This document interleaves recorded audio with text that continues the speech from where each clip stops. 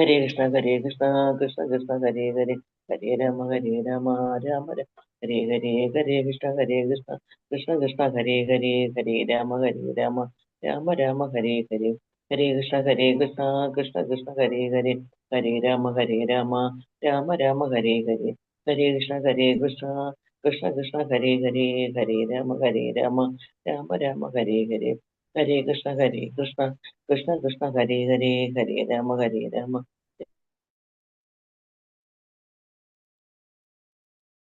ഹരേ കൃഷ്ണ. ഹരേ കൃഷ്ണ. ഓം നമോ ഭഗവതേ വാസുദേവായ. ഓം നമോ ഭഗവതേ വാസുദേവായ. ഓം നമോ ഭഗവതേ വാസുദേവായ. ഓം അജ്ഞാനതിമിരാന്ധസ്യ ജ്ഞാനാഞ്ജനാശലാകയാ ചക്ഷുരുന്മീലിതം യേന തസ്മൈ ശ്രീ ഗുരവേ നമഃ.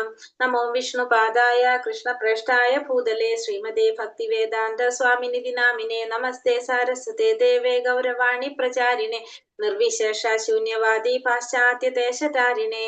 जय श्री कृष्ण चैतन्य प्रभु नित्यानंद श्री अद्वैत गदाधर श्रीवासादि गौर भक्त वृंद. हरे कृष्ण कृष्ण कृष्ण हरे हरे हरे राम राम राम हरे हरे. हरे कृष्ण. निगम कल्पतरोर्गलिदं फलं सुखमुखामृतद्रव संयुतं पिबत भागवतं रसमालयं मुहुरहो रसिका भुवि भावुकाः. नारायणं नमस्कृत्यं नरं चैव नरोत्तमं देवीं सरस्वतीं व्यासं ततो जयमुदीरयेत्. नष्टप्रायेषु भद्रेषु नित्यं भागवत सेवया भगवते उत्तम श्लोके भक्तिर्भवति नैष्ठिकी. कृष्णाय वासुदेवाय देवकी नन्दनाय च नन्दगोपकुमाराय गोविन्दाय नमो नमः. हरे कृष्ण कृष्ण कृष्ण हरे हरे हरे राम राम राम हरे हरे. ഹരേ കൃഷ്ണ. ശ്രീ രാധാ ഗോവിന്ദ് ടെമ്പിൾ ഇസ്കോൺ മാംഗ്ലൂരിന്റെ ഭാഗവതം ക്ലാസ്സിലേക്ക് എല്ലാവർക്കും സ്വാഗതം. ഹരേ കൃഷ്ണ മാതാജി. ഹരേ കൃഷ്ണ. ഹരേ കൃഷ്ണ മാതാജി. ഹരേ കൃഷ്ണ. പ്രണാമം മാതാജി. ഹരേ കൃഷ്ണ. പ്രണാമം മാതാജി. ഹരേ കൃഷ്ണ. ഹരേ കൃഷ്ണ. ഹരേ കൃഷ്ണ. പ്രണാമം മാതാജി. ഹരേ കൃഷ്ണ. ഹരേ കൃഷ്ണ. അപ്പൊ നമ്മള് ഒന്നാമത്തെ സ്കന്ധം 11-ാമത്തെ അധ്യായം 18-17 വരെയുള്ള ശ്ലോകങ്ങൾ നമ്മൾ എടുത്തു അല്ലെ. ഇന്നലെ നമ്മൾ എന്താ പറഞ്ഞത്? ഭഗവാൻ ഇപ്പോ ദ്വാരക നഗരത്തിലേക്ക് പ്രവേശിച്ചു. അപ്പൊ അവിടെ ഭഗവാനെ സ്വീകരിക്കുന്നതായിട്ടാണ് നമ്മൾ കാണുന്നത് അല്ലെ. എങ്ങനെയൊക്കെയാണ് ഭഗവാനെ സ്വീകരിക്കുന്നതെന്ന് പറയാണ് അവിടെ. കഴിഞ്ഞ ശ്ലോകത്തിൽ എന്താ പറഞ്ഞത്? പൂജാ സാധനങ്ങളും പിന്നെ പുഷ്പങ്ങളും ഒക്കെ കൊണ്ട് വാതിലിക്കല് തൈരും ഉടയാത്ത ഫലങ്ങളൊക്കെ വെച്ച് ഭഗവാനെ വരവേൽക്കാനായിട്ട് അല്ലെ, ധൂപവും ദീപവും ഒക്കെ വെച്ചിട്ട് അവർ ഒരുക്കി വെച്ച് ഭഗവാനെ സ്വീകരിക്കുന്നതായിട്ടാ പറയണം. പിന്നെ 16-17 ശ്ലോകങ്ങൾ നമ്മൾ എന്ത് പറഞ്ഞു? ഭഗവാന്റെ പ്രിയപ്പെട്ട ദ്വാരക കൊട്ടാരത്തിലുള്ളവര്, അതായത് ആരൊക്കെയാണ്? ഉഗ്രസേനനും വാസുദേവരും പിന്നെ ബലരാമനും പ്രദ്യുമ്നനും മക്കളും എല്ലാവരും ഭഗവാനെ വളരെ സന്തോഷത്തോടു കൂടി സ്വീകരിച്ചതായിട്ട് പറഞ്ഞു. അതായത് ഭക്ഷണവും ഉറക്കവും ഒക്കെ വെടിഞ്ഞിട്ട് അവര് വിശ്രമമൊക്കെ വെടിഞ്ഞിട്ട് അവര് വേഗം ഭഗവാന്റെ അടുത്തേക്ക് എത്തി എന്നാണ് നമ്മൾ 16-17 ശ്ലോകങ്ങളിൽ കണ്ടത് അല്ലെ. അതുവരെയല്ലേ നമ്മളെടുത്തത്? എല്ലാവരും ഭഗവാനെ സ്വീകരിക്കാനായിട്ട് തയ്യാറായിട്ട് നിൽക്കുന്നതായിട്ടാണ് നമ്മൾ കണ്ടത്. ഇനി അടുത്ത ശ്ലോകത്തിലേക്ക് പോകാം. ഹരേ കൃഷ്ണ. ഓം നമോ ഭഗവതേ വാസുദേവായ.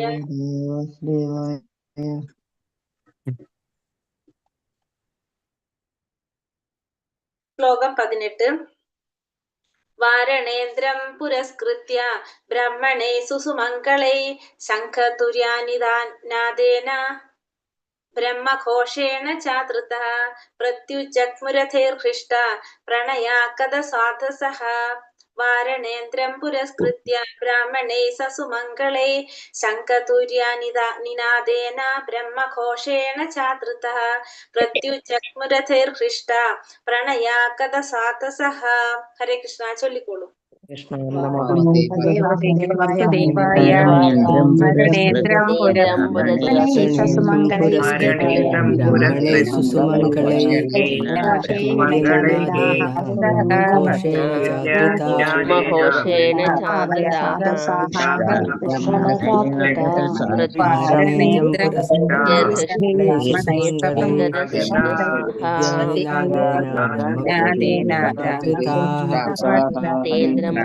പുരധേ ഹൃഷ്ടസാചസാ ഭരണേന്ദ്രം പുരസ്കൃത്യ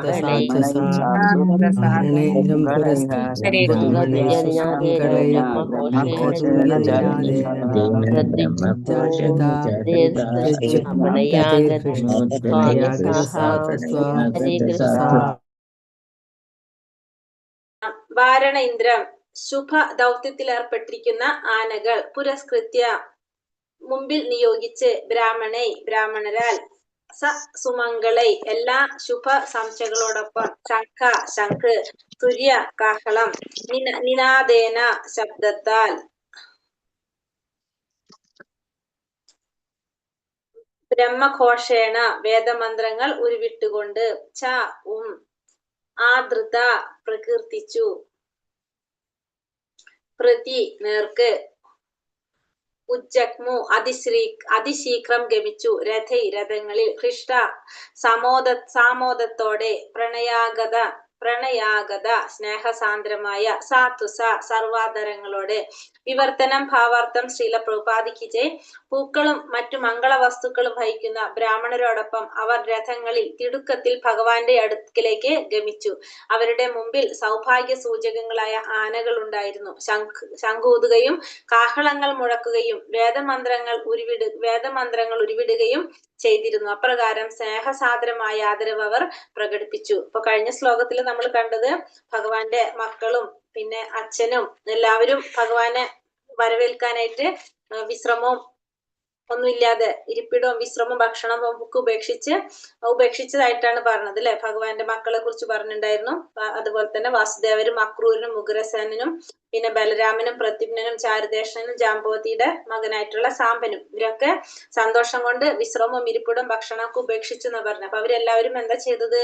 പൂക്കളും മറ്റു വസ്തുക്കളും മംഗള വസ്തുക്കളും വഹിക്കുന്ന ബ്രാഹ്മണരോടൊപ്പം രഥങ്ങളില് തിടുക്കത്തില് തന്നെ ഭഗവാന്റെ അടുക്കിലേക്ക് ഗമിച്ചു. അവര് ഭഗവാന്റെ അടുത്തേക്ക് പോയി. മാത്രമല്ല അവരുടെ മുന്നില് ഭാഗ്യസൂചകങ്ങളായിട്ടുള്ള ആനകൾ ഉണ്ടായിരുന്നു. അവർ ശംഖൂതിക്കൊണ്ടും കാഹളങ്ങൾ മുഴക്കിക്കൊണ്ടും വേദമന്ത്രങ്ങൾ ഉരുവിടുകയും ചെയ്യുന്നുണ്ടായിരുന്നു. അപ്രകാരം അവരെന്ത് ചെയ്തുകൊണ്ടിരുന്നു? ഭഗവാനോടുള്ള ആ സ്നേഹം കൊണ്ടുള്ള ഒരു ആദരവ് അവര് പ്രകടിപ്പിച്ചു എന്നാണ് ഇവിടെ പറയുന്നത്. ഭാവാർത്ഥം ശ്രീല പ്രഭുപാദിക്ക് ജയ്. വൈദിക ആചാരപ്രകാരം ഒരു മഹത് വ്യക്തിയെ സ്വീകരിക്കുന്നതിന് ആദരപൂർവമായ അന്തരീക്ഷം സൃഷ്ടിക്കുന്നു. അത് സ്വീകരിക്കപ്പെടുന്ന വ്യക്തിയോടുള്ള സ്നേഹത്താലും ബഹുമാനത്താലും സാന്ദ്രമായതാണ്. അവണ്ണമുള്ള സ്വീകരണത്തിന്റെ ശുഭാന്തരീക്ഷം മുകളിൽ പ്രസ്താവിച്ച ശംഖുകൾ, പൂക്കൾ, ധൂപം, അലങ്കരിച്ച ഗജകേസരികൾ, വേദസാഹിത്യങ്ങളിലെ മന്ത്രങ്ങൾ ഉരുവിടുന്ന യോഗ്യരായ ബ്രാഹ്മണർ എന്നിവരുൾപ്പെടുന്ന പരിച്ഛദങ്ങളെ ആശ്രയിച്ചിരിക്കുന്നു. അത്തരമൊരു സ്വീകരണ നടപടി ഇരുഭാഗത്തെയും സ്വീകരിക്കുന്ന ആളുടെയും സ്വീകരിക്കപ്പെടുന്ന ആളുടെയും ആത്മാർത്ഥതയിൽ പൂരിതമാകുന്നു. ഒരു മഹത് വ്യക്തിയെ ആദരിക്കുന്നതിനെ കുറിച്ചാണ് പറയുന്നത്. എങ്ങനെയാണ് നമ്മൾ ആദരിക്കേണ്ടത്? വൈദിക ആചാരപ്രകാരം ഒരു മഹത് വ്യക്തിയെ സ്വീകരിക്കുന്നതിന് ആദരപൂർവമായൊരു അന്തരീക്ഷം സൃഷ്ടിക്കുകയാണ്. നമ്മുടെ ശാസ്ത്രപ്രകാരം നമ്മൾ എങ്ങനെയാണ് സ്വീകരിക്കേണ്ടത്? സ്വീകരിക്കപ്പെടുന്ന വ്യക്തിയോടുള്ള സ്നേഹത്താലും ബഹുമാനത്താലും സാന്ദ്രമായതാണത്. അപ്പൊ നമ്മൾ ഒരു വ്യക്തിയെ സ്വീകരിക്കുമ്പോൾ ആ സ്വീകരിക്കേണ്ട വ്യക്തിയോടുള്ള നമ്മുടെ സ്നേഹവും ബഹുമാനത്തിനും അനുസരിച്ചാണ് ആ ഒരു സ്വീകരണം നിലനിൽക്കുക. എങ്ങനെയാണെന്ന് പറയുന്നത് അതിന്റെ തോത് അങ്ങനെയായിരിക്കും.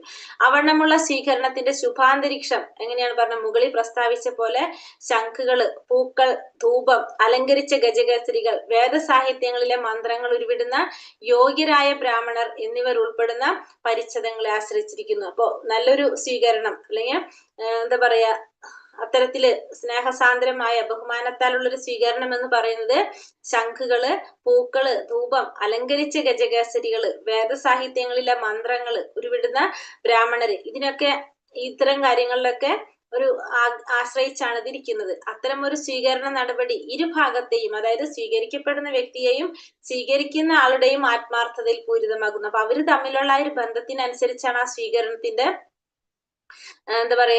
സ്വീകരണത്തിന്റെ ഒരു തോത് വരുന്നത്. സ്വീകരിക്കപ്പെടുന്ന വ്യക്തിയുടെയും സ്വീകരിക്കുന്ന ആളിന്റെയും ആത്മാർത്ഥതയിലാണത് പൂരിതമായിരിക്കുന്നത്. ഹരേ കൃഷ്ണ. ശ്ലോകം 19. വാരമുഖ്യാശ്ച ശതശോ യാനൈസ്താദർശനോത്സുകഃ ലസത്കുണ്ഡല നിർഭാത കപോല വദന ശ്രിയഃ. വാരമുഖ്യാശ്ച ശതശോ തദ്ദർശനോത്സുകഃ ലസത്കുണ്ഡല നിർഭാത കപോല വദന ശ്രിയഃ. ചൊല്ലാം. ഓം നമോ ഭഗവതി ഭഗവതേ വാസുദേവായ ഹരമുഖ്യശതശോ കുണ്ടലനിർഭാതക കപോലവദന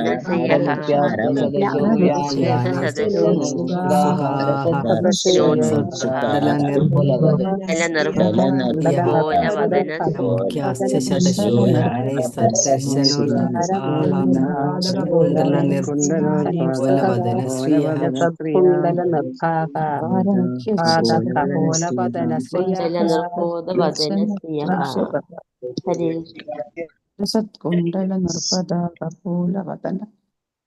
ഹരേ കൃഷ്ണ. ഇനി ഓരോരുത്തരും എങ്ങനെയാണ് ഭഗവാനെ സ്വീകരിച്ചതെന്ന് പറയാണ് ഇവിടെ.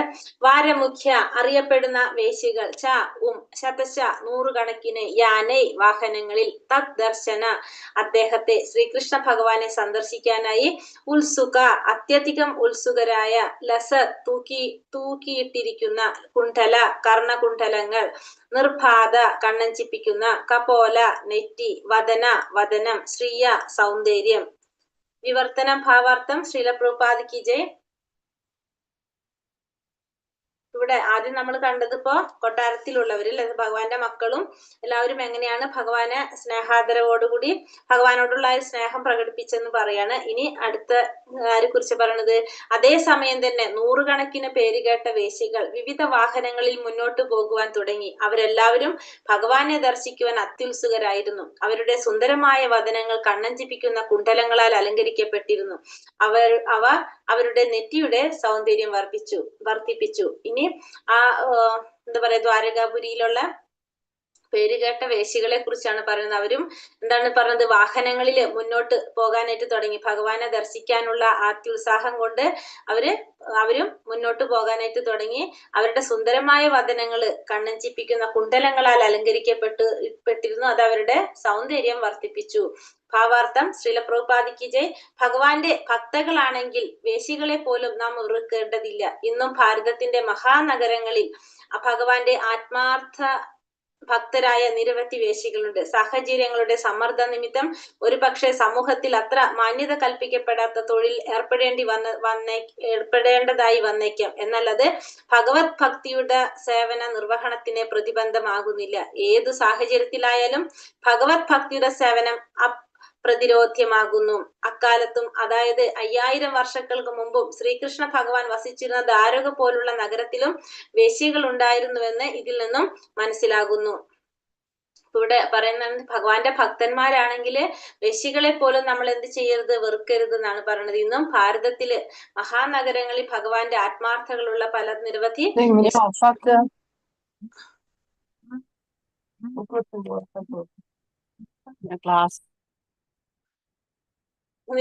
വേശ്യകളുണ്ട്. സാഹചര്യങ്ങളുടെ സമ്മർദ്ദ നിമിത്തം ഒരു പക്ഷെ സമൂഹത്തിൽ അത്ര മാന്യത കൽപ്പിക്കപ്പെടാത്ത തൊഴിൽ ഏർപ്പെടേണ്ടതായിട്ട് വന്നേക്കാം. പല തൊഴിലുകൾ ഉണ്ടാവും ഇതേപോലത്തെ നമ്മളെ സമൂഹത്തില് മാന്യത അല്ലാത്ത തൊഴിലുകൾ. അതിലൊക്കെ ഏർപ്പെടേണ്ടി വരുന്നത് സാഹചര്യങ്ങളുടെ സമ്മർദ്ദം കൊണ്ടായിരിക്കാം. എന്നാൽ അത് ഭഗവത് ഭക്തിയുടെ സേവന നിർവഹണത്തിന് പ്രതിബന്ധമാകുന്നില്ല. പക്ഷെ അതൊന്നും എന്തിനു തടസ്സമല്ല, ഭക്തിയുടെ സേവനം ചെയ്യാനായിട്ട് അതൊന്നും തടസ്സമല്ല. ഏതു സാഹചര്യത്തിലായാലും ഭഗവത് ഭക്തിയുടെ സേവനം അപ്രതിരോധ്യമാകുന്നു. അത് ഏത് സാഹചര്യത്തിൽ നമുക്ക് എന്താണ് ഭക്തിയുടെ സേവനം നമുക്ക് ചെയ്യാൻ സാധിക്കുന്നതാണ്. അക്കാലത്തും 5000 വർഷങ്ങൾക്ക് മുമ്പും ഭഗവാൻ വസിച്ചിരുന്ന സമയത്ത് ദ്വാരക പോലുള്ള നഗരത്തിലും എന്ത് പറയാണ്, വേശ്യകൾ ഉണ്ടായിരുന്നു എന്നുള്ളത് നമുക്ക് ഇതിൽ നിന്ന് മനസ്സിലാക്കാനായിട്ട് സാധിക്കും. സമൂഹത്തിന്റെ ഉചിതമായ പരിപാലനത്തിന് വേശ്യകൾ അവശ്യ പ്രജകളാണെന്ന് ഇത് അർത്ഥമാക്കുന്നു. സർക്കാർ മദ്യശാലകൾ തുറക്കുന്നുവെങ്കിലും ഭരണകൂടം മദ്യപാനത്തെ പ്രോത്സാഹിപ്പിക്കുന്നു എന്ന് അതിനർത്ഥമില്ല. അതിന്റെ ആശയം എന്തെന്നാൽ ഏത് വിധേനയും മദ്യപിക്കുന്ന ഒരു കൂട്ടം മനുഷ്യരുണ്ട്. മഹാനഗരങ്ങളിൽ മദ്യനിരോധനം ഏർപ്പെടുത്തിയപ്പോൾ നിയമവിരുദ്ധമായി മദ്യ കള്ളക്കടത്ത് നടത്തുന്നതിന് പ്രേരണയുണ്ടായ അനുഭവം ഉണ്ടായിട്ടുണ്ട്. അതേപോലെ ഭവനത്തിൽ സംതൃപ്തി ലഭിക്കാത്തവർ വേശ്യകളെ ആശ്രയിക്കുന്നു. അത്തരക്കാർക്ക് ആ വിധത്തിലുള്ള സൗജന്യം ആവശ്യമാകുന്നു. വേശ്യകളില്ലാത്ത പക്ഷം അത്തരം തരംതാണ മനുഷ്യർ മറ്റുള്ളവരെ വേശ്യാവൃത്തിക്ക് പ്രേരിപ്പിക്കുന്നു. ആയതിനാൽ സമൂഹത്തിന്റെ പവിത്രത നിലനിർത്താനായി വേശ്യകൾ വിപണിയിൽ ലഭ്യമാകുന്നത് ഒരർത്ഥത്തിൽ നല്ലതാണ്. സമൂഹത്തിൽ വേശ്യകളെ പ്രോത്സാഹിപ്പിക്കുന്നതിലും നല്ലത് ഒരു വിഭാഗം വേശ്യകളെ പരിപാലിക്കുന്നതാകുന്നു. യഥാർത്ഥ പുനരുദ്ധാരണം സർവമാന ജനങ്ങളുടെയും ഭഗവത് ഭക്തരാകാൻ ബോധവൽക്കരിക്കുകയാകുന്നു. അത് ജീവിതത്തിന്റെ എല്ലാ ഘടകങ്ങൾക്കും വിരാമമിടുന്നു. അപ്പൊ ഇവിടെ എന്താ പറഞ്ഞു വന്നത്, സമൂഹത്തില് പരിപാലനത്തിന് ചില എന്താ പറഞ്ഞത്, വേശ്യകളെ പ്രജകളാണെന്ന്, വേശ്യകൾ ആവശ്യ പ്രജകളാണെന്നാണ് അത് ഇവിടെ അർത്ഥമാക്കുന്നത്. അതായത് പറയുന്നത് എന്താണ്, ഇവിടെ മദ്യശാലകള് തുറക്കുന്നുവെങ്കിലും ഭരണകൂടം ഒരിക്കലും എന്ത് ചെയ്യുന്നില്ല, മദ്യപാനത്തെ പ്രോത്സാഹിപ്പിക്കുന്നില്ല. കാരണം നിരോധനം ഏർപ്പെടുത്തുന്ന സമയത്ത് നിയമവിരുദ്ധമായിട്ട് മദ്യക്കള്ളക്കടത്ത് നടത്തി, അതായത് ഏതെങ്കിലും വിധത്തിലും എന്ത് വേണം, മദ്യപിക്കുന്ന ഒരു കൂട്ടം മനുഷ്യരുണ്ട്. അപ്പൊ ആ മദ്യനിരോധനം ഏർപ്പെടുത്തുന്ന സമയത്ത് അവരെന്ത് ചെയ്യാണ്, നിയമവിരുദ്ധമായിട്ട് മദ്യക്കള്ളക്കടത്തിന് പ്രേരണ ഉണ്ടാക്കുകയാണ് ചെയ്യുന്നത്, പ്രോത്സാഹിപ്പിക്കുകയാണ് ചെയ്യുന്നത് മറ്റുള്ളവരെ. അതേപോലെ തന്നെയാണ് ഇവിടെ എന്ത് പറയുന്നത്, വേശ്യകളെ കുറിച്ചും പറയുന്നത്. ഭവനത്തില് സംതൃപ്തി ലഭിക്കാത്തവര് അവരെന്ത് ചെയ്യും, വേശ്യകളെ ആശ്രയിക്കും. അപ്പോ എന്താ സംഭവിക്കുന്നത് ഇവിടെ, അത്തരത്തിൽ ഇല്ലാത്ത പക്ഷം എന്താണ്, മനുഷ്യർ തരം താഴ്ന്നിട്ടുള്ള അത്തരത്തിലുള്ള മനുഷ്യര് മറ്റുള്ളവരെ അങ്ങനത്തെ പ്രവർത്തികൾക്ക് പ്രേരിപ്പിക്കും. അപ്പൊ അതിനേക്കാളും നല്ലത് സമൂഹത്തിന്റെ പവിത്രത നിലനിർത്താൻ വേണ്ടിയിട്ട് ഇവരെ വിപണിയിൽ ലഭ്യമാകുന്നത് ഒരർത്ഥത്തിൽ നല്ലതാണ് എന്നാണ് പറയുന്നത്. അപ്പൊ പ്രോത്സാഹിപ്പിക്കുകയല്ല ചെയ്യുന്നത്, അത് പരിപാലിക്കുന്നത് സമൂഹത്തിന്റെ പവിത്രത നിലനിർത്താൻ വേണ്ടിയിട്ടാണ് ഇവിടെ പറയുന്നത്. യഥാർത്ഥ പുനരുദ്ധാരണം എന്ന് പറയുന്നത് എല്ലാവരെയും ഭഗവാന്റെ ഭക്തന്മാരാക്കാനായിട്ട് ബോധവൽക്കരിക്കുക എന്നുള്ളതാണ് യഥാർത്ഥത്തിലുള്ള പുനരുദ്ധാരണം. അത് ജീവിതത്തിന്റെ എല്ലാ ഘടകങ്ങൾക്കും വിരാമമിടുന്നു. വിഷ്ണു സ്വാമി വൈഷ്ണവ സമ്പ്രദായത്തിലെ ഒരു മഹാ ആചാര്യനായ ശ്രീ വില്ലമംഗല ഠാക്കൂർ അദ്ദേഹത്തിന്റെ ഗാർഹിക ജീവിതത്തിൽ ഒരു വേശ്യയോട് അമിതാസക്തനായിരുന്നു. ആ വേശ്യ ഒരു ഭഗവത് ഭക്തയായിരുന്നു. ഒരു രാത്രിയിൽ കനത്ത പേമാരിയിലും ഇടിമിന്നലിലും ഠാക്കൂർ ചിന്താമണിയുടെ വീട്ടിലേക്ക് വന്നു. തിരമാലകൾ നുരഞ്ഞൊഴുകുന്ന പുഴ കടന്ന് അത്രയും ഭയാനകമായ ഒരു രാത്രിയിൽ ഠാക്കൂറിന് എങ്ങനെ വരാൻ കഴിഞ്ഞുവെന്നതിൽ ചിന്താമണി ആശ്ചര്യഭരിതയായി. തന്നെ പോലൊരു നിസാരയായ സ്ത്രീയുടെ മജ്ജയോടും മാംസത്തോടുമുള്ള അദ്ദേഹത്തിന്റെ ആകർഷണം ഭഗവാന്റെ അതീന്ദ്രിയ സൗന്ദര്യത്തോടുള്ള ആകർഷണത്തെ കൈവരിക്കാനായി ഭക്തിയുടെ സേവനത്തിലേക്ക് തിരിച്ചുവിടാൻ കഴിഞ്ഞാൽ സമുചിതമായി വിനിയോഗിക്കപ്പെടുമെന്ന് അവൾ വില്ലമംഗല ഠാക്കൂറിനോട് പറഞ്ഞു. അത് ഠാക്കൂറിനൊരു സുപ്രധാന മുഹൂർത്തമായിരുന്നു. ആ ഒരു വേശ്യയുടെ വാക്കുകളാൽ അദ്ദേഹം ആത്മസാക്ഷാത്കാരത്തിലേക്ക് തിരിച്ചു വന്നു. പിന്നീട് ആ വേശ്യയെ ഠാക്കൂർ തന്റെ ആത്മീയ ഗുരുവായി സ്വീകരിക്കുകയും അദ്ദേഹത്തിന്റെ സാഹിത്യ രചനകളിൽ നിരവധി ഇടങ്ങളിൽ നേർവഴി കാട്ടിത്തന്ന ചിന്താമണി അദ്ദേഹം പ്രകീർത്തിക്കുകയും ചെയ്തു. അപ്പോൾ ഇവിടെ വിഷ്ണുസ്വാമി സമ്പ്രദായത്തിലെ ഒരു ആചാര്യനെ കുറിച്ചാണ് പറയുന്നത്. അദ്ദേഹം ഇതേപോലെ തന്നെ ഒരു വേശ്യയോട് അമിതമായ ആസക്തനായിരുന്നു. അങ്ങനെ ഒരു ദിവസം പേമാരിയും ഇടിമിന്നലും ഉള്ള സമയത്തും അദ്ദേഹം എന്താണ്, തിരമാലകൾ നിറഞ്ഞൊഴുകുന്ന പുഴ കടന്നിട്ട് ആ ഭയാനകമായിട്ടുള്ള രാത്രിയിൽ അദ്ദേഹം, ആ ചിന്താമണി എന്നാണ് അവരുടെ പേര്, അവരുടെ വീട്ടിലേക്ക് വന്നു. അപ്പൊ ആ സ്ത്രീ ഭഗവാന്റെ ഭക്തിയായിരുന്നു. അപ്പൊ ആ സ്ത്രീ ചിന്തിച്ചത് എന്താണ്, ഇത്രയും മഴയത്തും തന്റെ അടുത്തേക്ക് വന്ന ആ എന്താ പറയാ, അത്രയും ആശ്ചര്യം തോന്നാണ് ചെയ്തത് ആ സ്ത്രീക്ക്. അപ്പൊ തന്നെ പോലൊരു സ്ത്രീയോട്, നിസാരമായിട്ടുള്ള സ്ത്രീയോട് ഇത്രയും ആകർഷണം തോന്നാണെങ്കിൽ ഭഗവാന്റെ അതീന്ദ്രിയമായ സൗന്ദര്യത്തോടുള്ള ആകർഷണത്തെ കൈവരിക്കാനായിട്ട് അത് ഭക്തിയുടെ സേവനത്തിലേക്ക് തിരിച്ചുവിടാൻ കഴിഞ്ഞു കഴിഞ്ഞാൽ അത് എന്താണ്, വിനിയോഗിക്കുകയാണെങ്കിൽ അത് സമുചിതമായി വിനിയോഗിക്കപ്പെടുന്നത് നല്ലതാണെന്ന് ആരോട് പറയാണ്, വില്ലമംഗലത്തിനോട് പറഞ്ഞു കൊടുക്കണം. ആ സ്ത്രീ ഒരു ഭക്തയായിരുന്നു, അതുകൊണ്ട് ആ സ്ത്രീ അങ്ങനെ പറഞ്ഞു കൊടുത്തു. അത് ഠാക്കൂറിന്റെ മനസ്സിൽ ഒരു നല്ലൊരു എന്താ പറയാ, ഒരു മുഹൂർത്തമായിട്ട് മാറാണ് ചെയ്ത ആ സമയം. അങ്ങനെ അദ്ദേഹം എന്താണ് ചെയ്തത്, ആത്മസാക്ഷാത്കാരത്തിലേക്ക് തിരിച്ചു വരാനായിട്ട് ആർക്ക് സാധിച്ചു, ആ സ്ത്രീയുടെ വാക്കുകളിലൂടെ അദ്ദേഹത്തിന് സാധിച്ചു, ആചാര്യന് സാധിച്ചു. അദ്ദേഹം തന്റെ ആത്മീയ ഗുരുവായിട്ട് ആ സ്ത്രീയെ സ്വീകരിക്കുകയും സാഹിത്യ രചനകളിലൊക്കെ ആ ചിന്താമണിയെ കുറിച്ച് പ്രകീർത്തിക്കുകയും ചെയ്തിട്ടുണ്ട്. ഭഗവത്ഗീത 9:32 ഭഗവാൻ ഇപ്രകാരം അരുളി ചെയ്യുന്നു: അല്ലയോ പാർത്ഥ, എന്നോടുള്ള കലർപ്പറ്റ ഭക്തിയുടെ സേവനത്തിൽ അഭയം പ്രാപിക്കുന്നവർ അധമകുലത്തിൽ പിറന്ന ചണ്ടാലരോ അവിശ്വാസികളുടെ കുലത്തിൽ പിറന്നവരോ വേശികളോ ആരായാലും ശരി ജീവിത പരിപൂർണത പ്രാപിക്കുന്നു. എന്തെന്നാൽ നീച ജന്മമോ ഹീനമായ തൊഴിലേർപ്പെടുന്നതോ ഭക്തിയുടെ സേവന മാർഗത്തിലെ പ്രതിബന്ധങ്ങൾക്കു ഹേതുവാകുന്നില്ല. അത് അനുവർത്തിക്കുവാൻ ആഗ്രഹിക്കുന്ന ഏവർക്കും ഈ പാത തുറന്നു കിടക്കുന്നു. അപ്പൊ ഇവിടെ ഭഗവാൻ ഭഗവത്ഗീതയിൽ പറയുന്നുണ്ട്, എന്താ പറയണത്? എന്നോടുള്ള കലർപ്പറ്റ ഭക്തിയുടെ സേവനത്തിൽ അഭയം പ്രാപിക്കുന്നവർ ഏത് കുലത്തിൽ പിറന്നവരായാലും ഏത് തരം ജീവിത രീതിയിലുള്ളവരായാലും ശരി അവർക്ക് ജീവിതത്തിന്റെ പരിപൂർണത പ്രാപിക്കാനായിട്ട് സാധിക്കും. അപ്പൊ നീച ജന്മമായാലും ഹീനമായ തൊഴിൽ ഏർപ്പെടുന്നവരായാലും ശരി ഭക്തിയുടെ സേവന മാർഗത്തിലെ പ്രതിബന്ധങ്ങൾക്ക് അതൊരിക്കലും തടസ്സമാകുന്നില്ല, അതൊരു കാരണമാകുന്നില്ല. അത് അനുവർത്തിക്കുവാൻ ആഗ്രഹിക്കുന്ന എവർക്കും ആ പാത തുറന്നു കിടക്കുന്നു. അപ്പൊ ഭക്തിയുടെ സേവനം ചെയ്യാൻ ആഗ്രഹിക്കുന്ന ഏതൊരാൾക്കും എന്ത് സാധിക്കും? ആ പാത തുറന്നു തന്നെയാണ് കിടക്കുന്നത്. അതിന് ഇതൊന്നും ഒരു തടസ്സമല്ല. ഭഗവാനെ ദർശിക്കാൻ വ്യഗ്രത പൂണ്ട ദ്വാരകയിലെ വേശ്യമാരെല്ലാവരും അദ്ദേഹത്തിന്റെ കലർപ്പറ്റ ഭക്തരായി കാണപ്പെടുന്നു. അപ്രകാരം മുകളിൽ ഉദ്ധരിച്ച ഭഗവത്ഗീത ശ്ലോകം അനുസരിച്ച് അവരെല്ലാവരും മോക്ഷമാർഗത്തിലായിരുന്നു. ആകയാൽ പൗരന്മാരെ ഭഗവാന്റെ ഭക്തരാക്കി മാറ്റുന്നതിനുള്ള കൂട്ടായ യത്നമാണ് സമൂഹത്തിന് ആവശ്യമായ ഒരേ ഒരു പരിഷ്കാരം. അപ്രകാരം സ്വർഗലോകവാസികളുടെ സർവ്വ സദ്ഗുണങ്ങളും അവയുടേതായ രീതിയിൽ അവരെ ഗ്രസിക്കും. അപ്പൊ ഇവിടെ നമുക്ക് മനസ്സിലാക്കാൻ സാധിക്കുന്ന ദ്വാരകയിലുള്ള ഇത്തരത്തിലുള്ള എല്ലാ സ്ത്രീകളും കലർപ്പറ്റ ഭക്തന്മാരായിട്ടാണ് കാണപ്പെടുന്നത്. അപ്രകാരം മുകളിൽ ഉദ്ധരിച്ച ഭഗവത്ഗീത ശ്ലോകം അനുസരിച്ച് അവരൊക്കെ ഏത് മാർഗത്തിലാണ്? മോക്ഷമാർഗത്തിലാണ് അവരെല്ലാവരും തന്നെ. പിന്നെ പൗരന്മാരെ ഭഗവാന്റെ ഭക്തന്മാരാക്കി മാറ്റുന്നതിനുള്ള ഒരു കൂട്ടായ യത്നമാണ് സമൂഹത്തിന് ആവശ്യമായിട്ടുള്ള ഏറ്റവും പരിഷ്കാരം എന്ന് പറഞ്ഞാൽ നമുക്ക് എന്താ വേണ്ടത്? എല്ലാവരെയും ഭഗവാന്റെ ഭക്തന്മാരാക്കി മാറ്റുക എന്നുള്ളതാണ് വേണ്ടത്. അപ്രകാരം സ്വർഗ ലോകവാസികളുടെ സർവ സദ്ഗുണങ്ങളും അവയുടേതായ രീതിയിൽ അവരെ ഗ്രസിക്കും. അപ്പോ സ്വാഭാവികമായിട്ടും എല്ലാവരും ഭഗവാന്റെ ഭക്തന്മാരാകുമ്പോൾ അവർക്ക് എല്ലാവർക്കും എന്ത് ഗുണങ്ങൾ വരും? ദൈവികമായ ഗുണങ്ങള് കൈവരിക്കാനായിട്ട് സാധിക്കും. അന്യഥ എത്രത്തോളം ഭൗതിക പുരോഗതി കൈവരിച്ചവരായാലും അഭക്തന്മാരായവർക്ക് യാതൊരു സദ്ഗുണങ്ങൾ ഉണ്ടായിരിക്കുകയില്ല. അന്തരം എന്തെന്നാൽ ഭഗവത് ഭക്തർ മോക്ഷമാർഗത്തിലും അതേസമയം അഭക്തർ അധികതരമായി ഭൗതിക ബന്ധനത്തിൽ കുരുക്കപ്പെടുന്ന മാർഗത്തിലുമാകുന്നു. സാംസ്കാരിക പുരോഗതിയുടെ മാനദണ്ഡം ജനങ്ങൾ വിദ്യാസമ്പന്നരും മോക്ഷമാർഗത്തിൽ പുരോഗതി പ്രാപിച്ചവരുമാണോ എന്നതാണ്. അപ്പൊ ഇവിടെ എന്താ പറഞ്ഞത്? അഭക്തന്മാര്. ഇവിടെ അഭക്തന്മാര് എപ്പോഴും എങ്ങനെയാണ്? ഭക്തന്മാർക്ക് ഒരിക്കലും യാതൊരു വിധത്തിലുള്ള സദ്ഗുണങ്ങളും ഉണ്ടായിരിക്കില്ല. ഭക്തന്മാർക്ക് ദൈവിക ഗുണങ്ങൾ കൈവരും, പക്ഷെ അഭക്തന്മാർക്ക് യാതൊരു വിധത്തിലുള്ള സദ്ഗുണങ്ങളും ഉണ്ടായിരിക്കില്ല. വ്യത്യാസം പറയുന്നത് ഭക്തന്മാരെപ്പോഴും മോക്ഷമാർഗത്തിലായിരിക്കും, അഭക്തന്മാര് ഭൗതികമായ ബന്ധനത്തിന്റെ കുരുക്കിൽപ്പെട്ട് അത്തരത്തിലുള്ള മാർഗത്തിലൂടെ ആയിരിക്കും ആര് പോകുന്നത്? അഭക്തന്മാര് പോകുന്നത്. സാംസ്കാരിക പുരോഗതിയുടെ മാനദണ്ഡം ജനങ്ങൾ വിദ്യാസമ്പന്നരും മോക്ഷമാർഗത്തിൽ പുരോഗതി പ്രാപിച്ചവരുമാണ് എന്നതാണ്. അപ്പൊ സാംസ്കാരിക പുരോഗതിയുടെ മാനദണ്ഡം എന്ന് പറയുന്നത് ജനങ്ങൾ എങ്ങനെയായിരിക്കണം? വിദ്യാസമ്പന്നരും മോക്ഷമാർഗത്തിൽ പുരോഗതി പ്രാപിച്ചവരുമാണോ എന്നതാണ് നമ്മുടെ സാംസ്കാരിക പുരോഗതിയുടെ മാനദണ്ഡം എന്ന് പറയുന്നത്. ശ്ലോകം 20. നടനർത്തക ഗന്ധർവ സൂതമാഘാതവന്തിനഃ ഗായന്തി ച ഉത്തമ ശ്ലോക ചരിതാന്യത്ഭുതാനി ച. നടനർത്തക ഗന്ധർവ സൂതമാഘാതവന്തിനഃ ഗായന്തി ച ഉത്തമ ശ്ലോക ചരിതാന്യത്ഭുതാനി ച.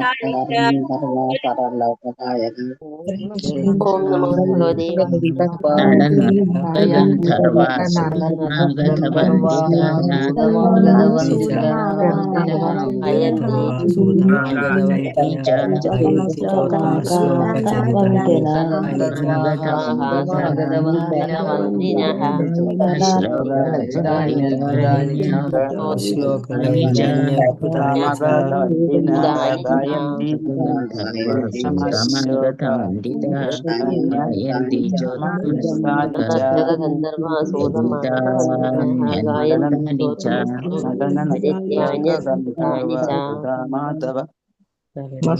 ഭഗവതേ ഗായത്രി ഗായന്തി അദ്ഭുതാനി ച. ഹരേ കൃഷ്ണ. ഹരേ കൃഷ്ണ. നടന്മാർ, നർത്തകർ, ഗന്ധർവ, സ്വർഗലോക ഗായകർ, സൂത, ചരിത്രകാരന്മാർ, മാഗധ, വംശ ചരിത്രജ്ഞർ, വന്ദിന, അഭിജ്ഞരായ പ്രാസംഗികർ, ഗായന്തി, കീർത്തിക്കുന്നു, ച, യഥാനുക്രമം, ഉത്തമ ശ്ലോക, പരമപുരുഷ ഭഗവാൻ, ചരിതാനി, പ്രവർത്തനങ്ങൾ, അത്ഭുതാനി, എല്ലാം അതിമാനുഷമായ, ച, വിവർത്തനം ഭാവാർത്ഥം ശ്രീല പ്രഭുപാദിക്ക് ജയ്. വിവർത്തനം: ഭഗവാന്റെ അതിമാനുഷ ലീലകളാൽ പ്രചോദിതരായി വിദഗ്ധരായ നാടകക്കാരും കലാകാരന്മാരും നർത്തകരും ഗായകരും പുരാവൃത്തകരും വംശചരിത്രകാരന്മാരും വിദൂഷികളായ പ്രാസംഗികരുമെല്ലാം അവരുടേതായ സംഭാവനകൾ പ്രദാനം ചെയ്തും അപ്രകാരം അവർ മുന്നോട്ട് പോയിക്കൊണ്ടിരുന്നു. അപ്പൊ ഭഗവാന്റെ അതിമാനുഷികമായ ലീലകളാൽ പ്രചോദിതരായിക്കൊണ്ട് ഇനി അടുത്ത നമ്മള് ഭഗവാന്റെ കൊട്ടാരത്തിലുള്ളവരെ കുറിച്ച് പറഞ്ഞു. അതിനുശേഷം പിന്നെ അവിടുത്തെ സ്ത്രീകൾ ജനങ്ങൾ വേശികളായിട്ടുള്ള സ്ത്രീ ജനങ്ങളെ കുറിച്ച് പറഞ്ഞു. ഇനി എന്താ പറഞ്ഞത്? വിദഗ്ധരായിട്ടുള്ള നാടകക്കാര്, കലാകാരന്മാര്, നർത്തകരെ കുറിച്ചൊക്കെയാണ് പറയുന്നത്. അപ്പൊ ഭഗവാന്റെ അതിമാനുഷ ലീലകളാല് പ്രചോദിതരായിക്കൊണ്ട് വിദഗ്ധരായിട്ടുള്ള നാടകക്കാര്, കലാകാരന്മാര്, നർത്തകര്, ഗായകര്, പുരാവൃത്തകര്, വംശചരിത്രകാരന്മാരും വിദൂഷികളായ പ്രാസംഗികരുമെല്ലാം അവരുടേതായ സംഭാവനകൾ പ്രദാനം ചെയ്തും അപ്രകാരം അവർ മുന്നോട്ട് പോയിക്കൊണ്ടിരുന്നു. അപ്പൊ ഇവരും എന്താണ്? ഭഗവാന്റെ ലീലകളിൽ ആകൃഷ്ടരായിക്കൊണ്ട് ഭഗവാന്റെ ലീലകളിൽ പ്രചോദിക്കപ്പെട്ടുകൊണ്ട് അവര് പലതരത്തിലുള്ള അവരുടെ സംഭാവനകൾ പ്രദാനം ചെയ്തുകൊണ്ട് അവരും ആ നഗരവീതിയിലൂടെ അവരും മുന്നോട്ട് പോയിക്കൊണ്ടേയിരുന്നു. ഭാവാർത്ഥം ശ്രീല പ്രഭുപാദിക്ക് ജയ്. 5000 വർഷങ്ങൾക്ക് മുമ്പ് നാടകക്കാർ, കലാകാരന്മാർ, നർത്തകർ, ഗായകർ, ചരിത്രകാരന്മാർ, വംശചരിത്രകാരന്മാർ, പ്രാസംഗികർ തുടങ്ങിയവരുടെയും സേവനം സമൂഹത്തിന് ആവശ്യമായിരുന്നു എന്ന് വെളിപ്പെടുന്നു. അപ്പൊ ഇവിടെ 5000 വർഷങ്ങൾക്ക് മുമ്പും എങ്ങനെയായിരുന്നു? ഇത്തരത്തിലുള്ളവര് നാടകക്കാര്, കലാകാരന്മാര്, നർത്തകര്, ഗായകര്, ചരിത്രകാരന്മാര്, വംശചരിത്രകാരന്മാര്, പ്രാസംഗികര് ഇവരുടെയൊക്കെ സേവനം സമൂഹത്തിന് ആവശ്യമായിരുന്നു എന്നുള്ളത് നമുക്കിവിടെ മനസ്സിലാക്കാനായിട്ട് സാധിക്കും. നർത്തകർ, ഗായകർ, നാടക കലാകാരന്മാർ എന്നിവർ മിക്കവാറും ശൂദ്ര സമൂഹത്തിൽ നിന്നുള്ളവരും അതേസമയം പണ്ഡിതരായ പുരാവൃത്തകർ, വംശചരിത്രകാരന്മാർ, പൊതു പ്രാസംഗികർ എന്നിവർ ബ്രാഹ്മണ സമൂഹത്തിൽ നിന്നും വന്നവരുമാകുന്നു. അപ്പൊ ഇവിടെ മിക്കവാറും എങ്ങനെയാണ് പറഞ്ഞത്?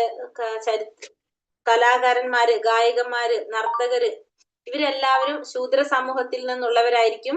പിന്നെ പണ്ഡിതരായ പുരാവർത്തകർ, വംശചരിത്രകാരന്മാര്, പൊതുപ്രാസംഗികരൊക്കെ ബ്രാഹ്മണ സമൂഹത്തിൽ നിന്നും വന്നവരുമാകുന്നു.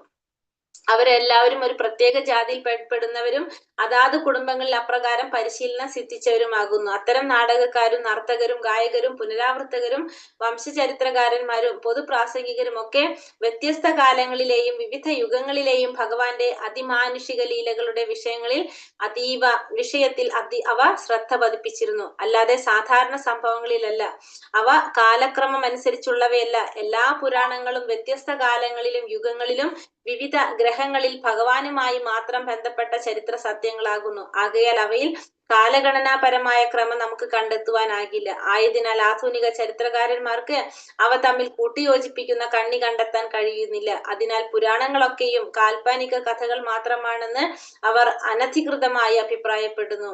അപ്പൊ ഇവിടെ നമ്മൾ പറഞ്ഞെന്താണ്? കലാകാരന്മാരും ഒക്കെ ശൂദ്ര സമൂഹത്തിൽ നിന്നുള്ളവരായിരിക്കാം. അതുപോലെ തന്നെ പണ്ഡിതരായിട്ടുള്ളവര്, വംശചരിത്രകാരന്മാര്, പൊതുപ്രാസംഗികരെല്ലാം ബ്രാഹ്മണ സമൂഹത്തിൽ നിന്നും വന്നവരുമാകും. അവരെല്ലാവരും എന്താണ്? ഒരു പ്രത്യേക ജാതിയിൽ പെടുന്നവരും അതാത് കുടുംബങ്ങളിലെ അവർക്കെല്ലാം അപ്രകാരം പരിശീലനം സിദ്ധിച്ചവരുമാകുന്നു ഇവരെല്ലാവരും തന്നെ. അപ്പൊ അത്തരത്തില് നാടകക്കാരും നർത്തകരും ഗായകരും പുനരാവൃത്തകരും വംശചരിത്രകാരന്മാരൊക്കെ വ്യത്യസ്ത കാലങ്ങളിലെ പിന്നെ അതുപോലെ തന്നെ വ്യത്യസ്ത യുഗങ്ങളിലുള്ള ഭഗവാന്റെ അതിമാനുഷികമായിട്ടുള്ള ലീലകളുടെ വിഷയത്തിന് വളരെ ശ്രദ്ധ പതിപ്പിച്ചവരായിരിക്കും. അപ്പൊ ഇവരൊക്കെ കലാകാരന്മാരൊക്കെ അവർക്ക് അതിനെക്കുറിച്ച് എന്തെങ്കിലും എന്താ പറയാ നൃത്തങ്ങൾ ചെയ്യണമെങ്കിലും പാട്ട് പാടണമെങ്കിലും ഭഗവാനെ കീർത്തിക്കണമെങ്കിൽ എന്ത് വേണം? ഭഗവാന്റെ അത്തരത്തിലുള്ള ലീലകളുടെ വിഷയങ്ങളെ കുറിച്ച് അവർക്ക് നന്നായിട്ട് അറിവുണ്ടായിരിക്കണം. അപ്പൊ അവരതിലൊക്കെ വേണ്ട വിധത്തില് ശ്രദ്ധ പതിപ്പിച്ചവരായിരുന്നു. അല്ലാതെ സാധാരണ സംഭവങ്ങളിലല്ല അവര് ശ്രദ്ധ പതിപ്പിച്ചിരുന്നത്. അവ കാലക്രമം അനുസരിച്ചുള്ളവയുമല്ല. എല്ലാ പുരാണങ്ങളും വ്യത്യസ്ത കാലങ്ങളിലും യുഗങ്ങളിലും വിവിധ ഗ്രഹങ്ങളിൽ ഭഗവാനുമായി മാത്രം ബന്ധപ്പെട്ട ചരിത്ര സത്യങ്ങളാകുന്നു.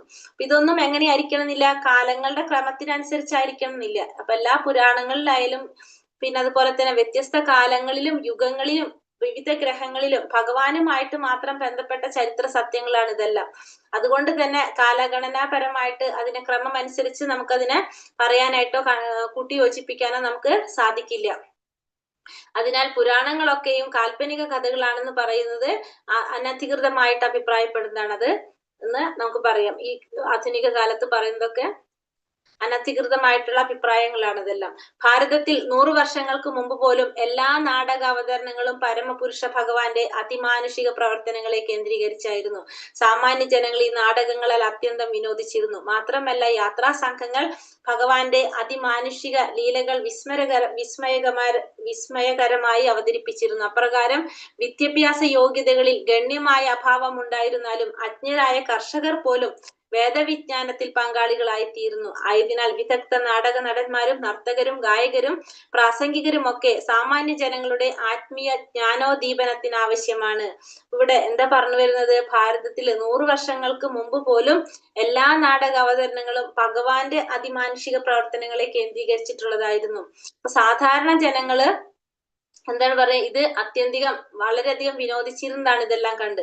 മാത്രമല്ല ഈ യാത്രാ സംഘങ്ങൾ ഭഗവാന്റെ ഇത്തരത്തിലുള്ള അതിമാനുഷികമായിട്ടുള്ള ലീലകള് വിസ്മയകരമായിട്ട് അവതരിപ്പിക്കാനും ഇവർക്കൊക്കെ സാധിച്ചിരുന്നു. അപ്പൊ വിദ്യാഭ്യാസ യോഗ്യത ഒന്നും ഇല്ലാത്തവരാണെങ്കിൽ പോലും അജ്ഞരായിട്ടുള്ളവർക്ക് ആ പ്രകാശം പകർത്താനായിട്ട് അല്ലെങ്കിൽ ഭഗവാനെ കുറിച്ചുള്ള ഒരു അറിവ് കിട്ടാൻ വേണ്ടിയിട്ട് വേദവിജ്ഞാനത്തിൽ പങ്കാളികളായി തീരാനായിട്ട് അവർക്കൊക്കെ സാധിച്ചു. അജ്ഞാനികളായവർക്ക് പോലും സാധിച്ചു. അപ്പൊ ഇവരൊക്കെ ജനങ്ങളുടെ ആത്മീയമായ ഉന്നമനത്തിന് ആവശ്യമായിട്ടാണ് പറയുന്നത്. അപ്പോ ഇന്നത്തെ കാലത്തുള്ള നമ്മൾ ഇപ്പൊ കാണുന്ന പോലെ സിനിമകളോ നാടകങ്ങളോ ഒന്നല്ല പണ്ട് ഭഗവാനെ കുറിച്ച് ആണ് പറഞ്ഞിരുന്നത്. അപ്പൊ ഭഗവാനെ കുറിച്ച് സ്വാഭാവികമായിട്ടും ഭഗവാനെ കുറിച്ച് ബന്ധപ്പെട്ട ഭഗവാന്റെ ലീലകളെ കുറിച്ചൊക്കെ ആയിരിക്കും അവതരിപ്പിക്കുന്നത്. അപ്പൊ അതുകൊണ്ട് തന്നെ എല്ലാവർക്കും ഇത്തരത്തില് അത്യാവശ്യം വേദവിജ്ഞാനത്തിന്റെ ഭഗവാനെ കുറിച്ചും നല്ലൊരു അറിവ് എല്ലാവർക്കും ഉണ്ടായിരുന്നു എന്ന് നമുക്ക് മനസ്സിലാക്കാം. ഇവർക്കൊക്കെ ആ സമൂഹത്തിലെ ജനങ്ങളുടെ ഉന്നമനത്തിന്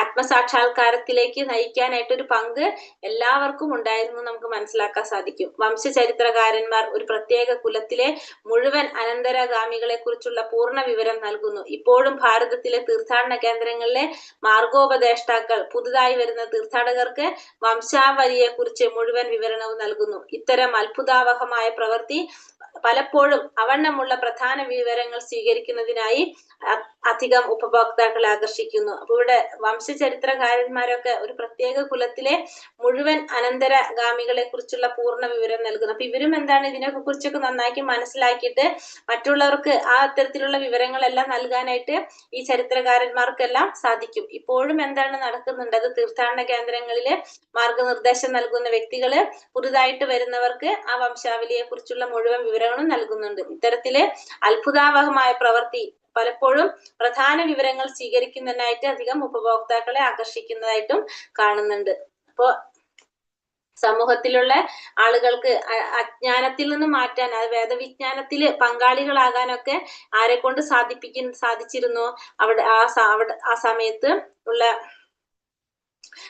കലാകാരന്മാരെ കൊണ്ട്, നാടക നടന്മാരെ കൊണ്ട്, നർത്തകന്മാര്, ഗായകന്മാര്, ഇവരൊക്കെ അതിലൊരു പങ്ക് ഇവർക്കൊക്കെ ഉണ്ടായിരുന്നു എന്നുള്ളത് നമുക്ക് മനസ്സിലാക്കാം. അപ്പൊ ഇന്നത്തെ പോലെ അല്ലായിരുന്നു എന്ന് നമുക്ക് മനസ്സിലാക്കാം. ഹരേ കൃഷ്ണ കൃഷ്ണ കൃഷ്ണ ഹരേ ഹരേ, ഹരേ രാമ രാമ രാമ ഹരേ ഹരേ. വഞ്ചകൽപത രൂപേശ്ച കൃപാ സിന്ധോഭ്യേവ ച പതിതാനാം പാവനേഭ്യോ വൈഷ്ണവേഭ്യോ നമോ നമ. അനന്തകോടി വൈഷ്ണവൃന്ദിക്ക് ജയ്.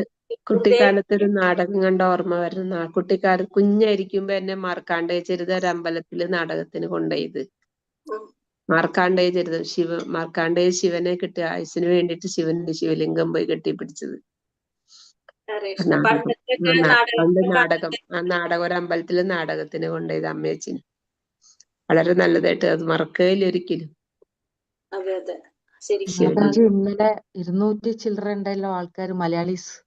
250 ഇന്നലത്തെ നമ്മൾ അറ്റൻഡൻസ് 252. ഇന്നലെ കൂടുതൽ. എന്നിട്ട് മലയാളം ഇന്നലത്തെ അറ്റൻഡൻസ് ഇന്നലത്തെയാണെന്ന് പറയുന്നത്. ഇന്നലെ 250 പേരാണ് മലയാളത്തിൽ ജോയിൻ ചെയ്തത്. മാതാജി വീഡിയോ മാതാജി പറയുന്നത് ഇന്നലത്തെ